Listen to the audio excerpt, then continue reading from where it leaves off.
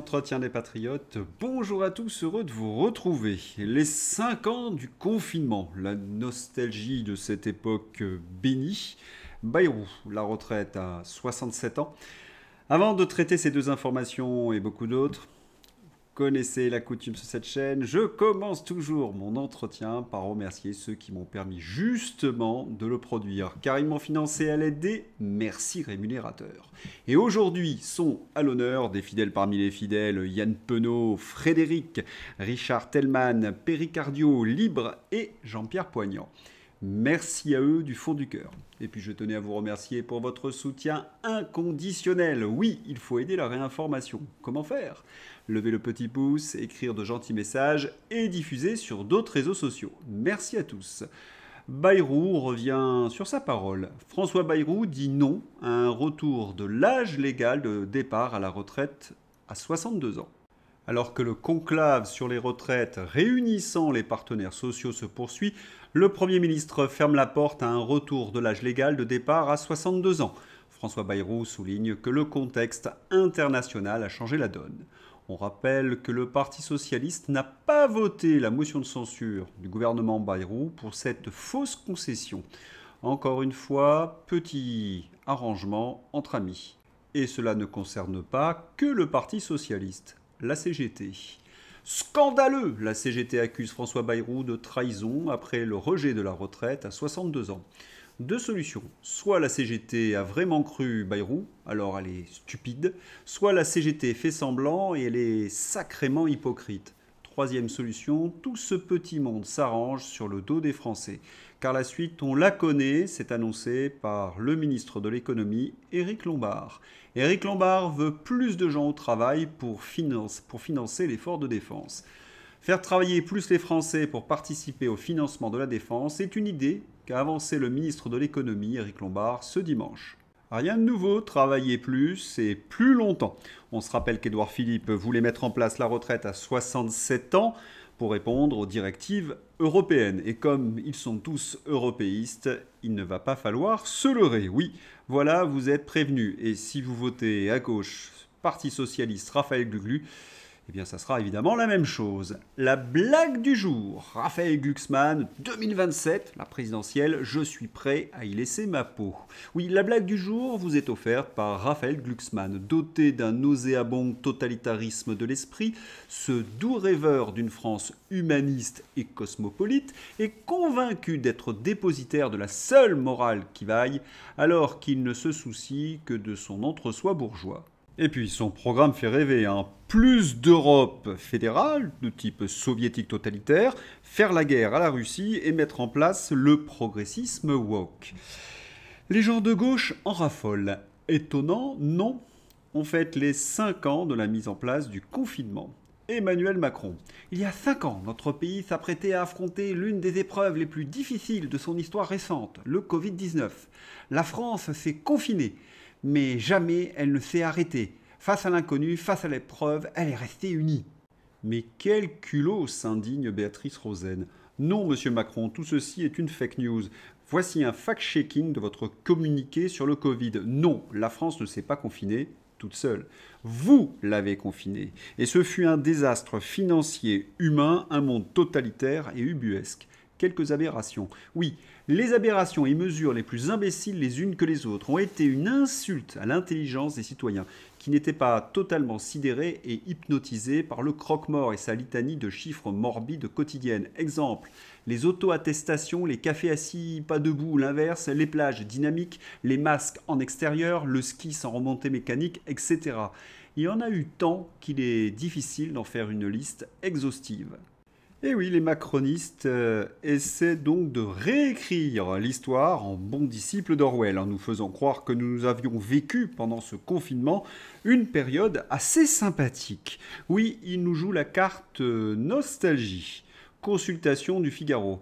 Gardez-vous un mauvais souvenir du confinement. Oui à près de 53% et non à 47%.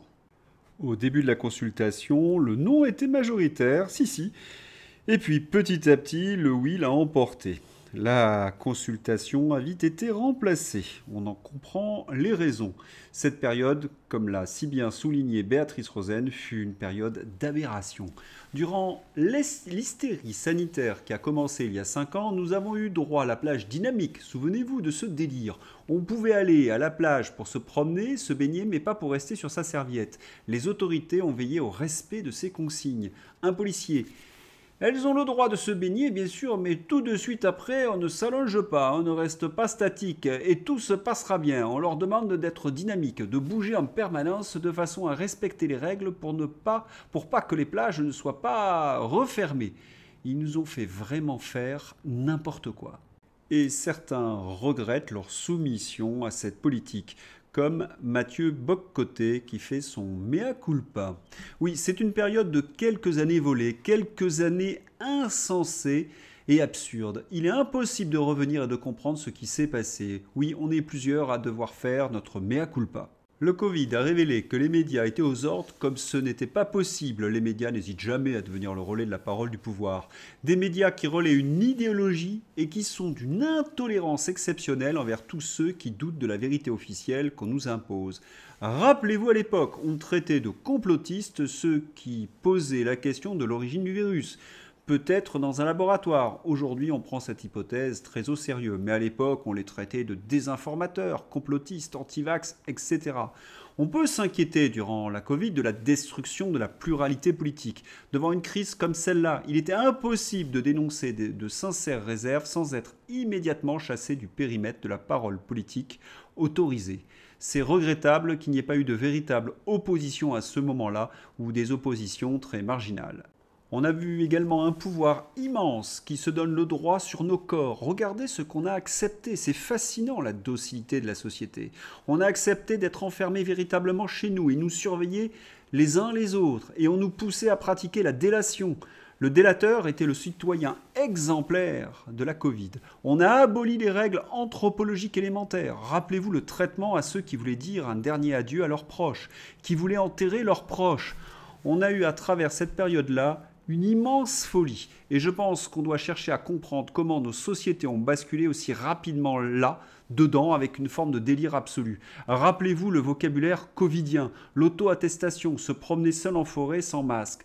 C'est comme si on avait pris l'habitude de prendre toujours des mesures supplémentaires de contrainte et le pouvoir ne savait plus s'arrêter. Cette période est une période dont on devrait tous avoir honte.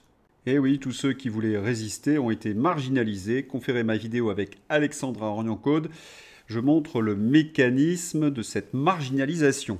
Mais il y a pire. Certains Français ont été achetés, notamment ceux qui pouvaient avoir le plus d'influence, c'est-à-dire les décideurs économiques. Oui, ils ont été achetés par Emmanuel Macron avec le « quoi qu'il en coûte ». Et c'est ainsi que les restaurateurs, les hôteliers, les patrons de petits commerces, les petits patrons tout court, n'ont pas bougé car ils recevaient des aides. 300 à 500 milliards pour un État déjà très endetté. Une véritable folie que nous payons aujourd'hui.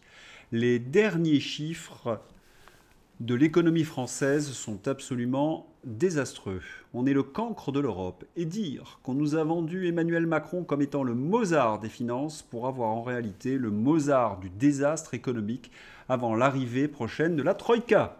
Déficit public, 175 milliards en 2024. Dette publique, plus 37% depuis 2017. Dépenses publiques, 58% du PIB contre 52% en Grèce, 47% au Royaume-Uni et 21% en Irlande. Pression fiscale la plus élevée, 46% du PIB.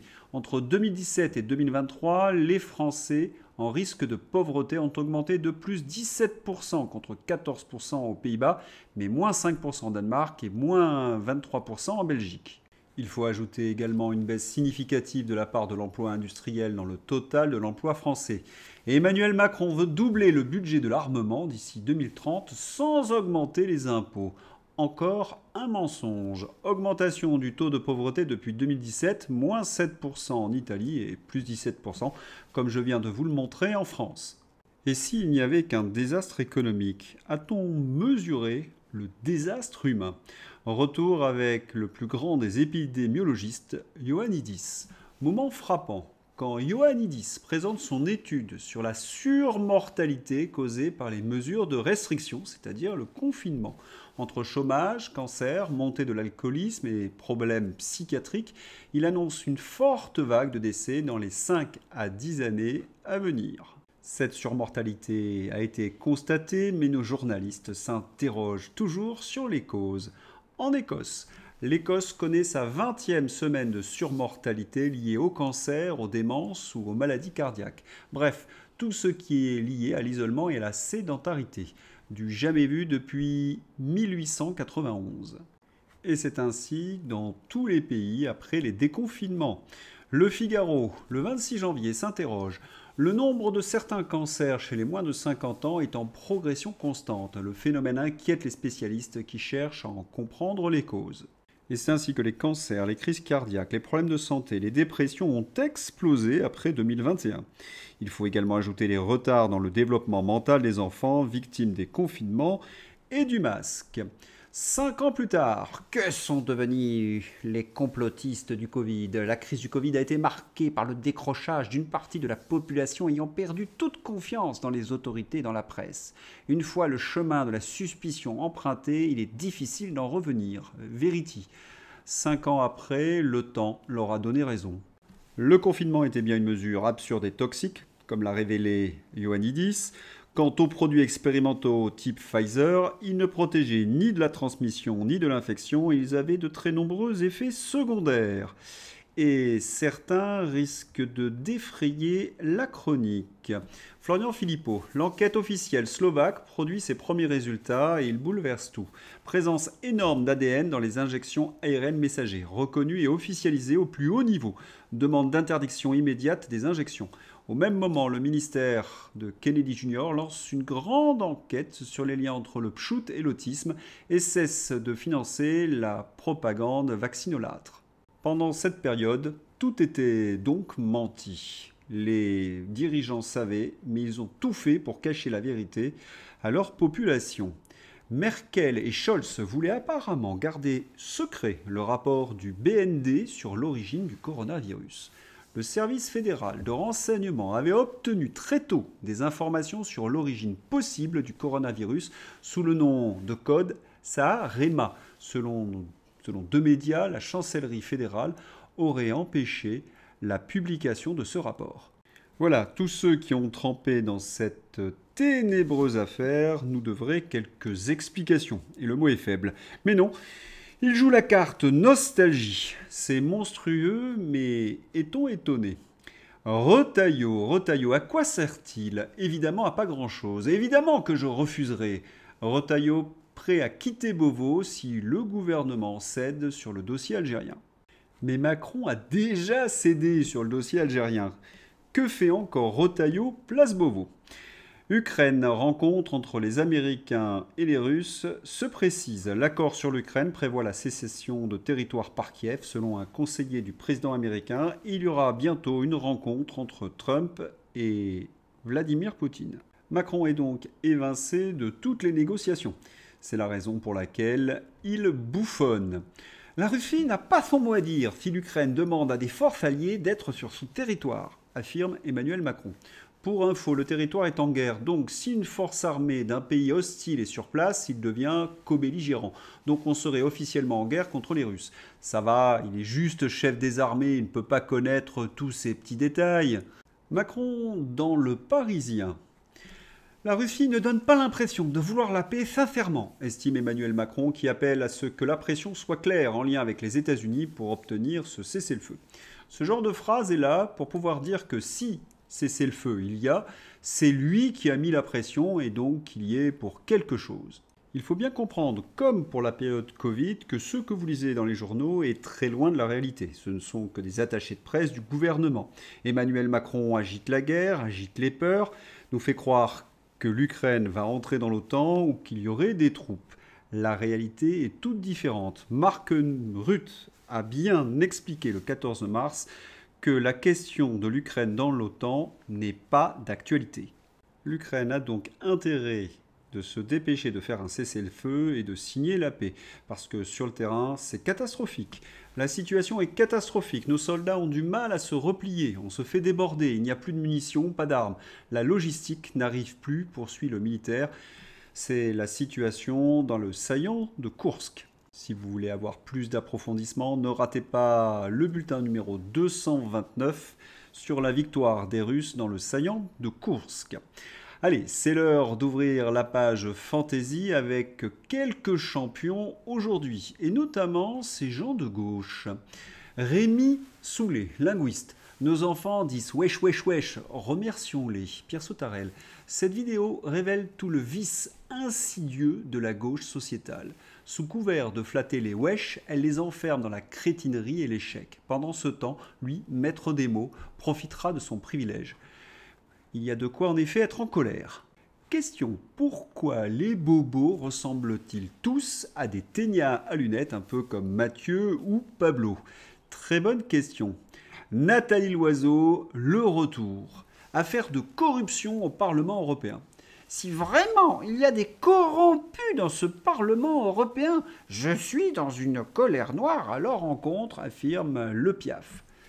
Nathalie Loiseau travaille pour un think tank de Soros. 30% des députés ont été reconnus coupables de corruption ou de liens illégaux avec des lobbies. Affaires célèbres, Qatargate, Marocgate, Monsanto Gate, Goldman Sachs Gate, Pfizer Gate. Et elle n'a strictement rien vu.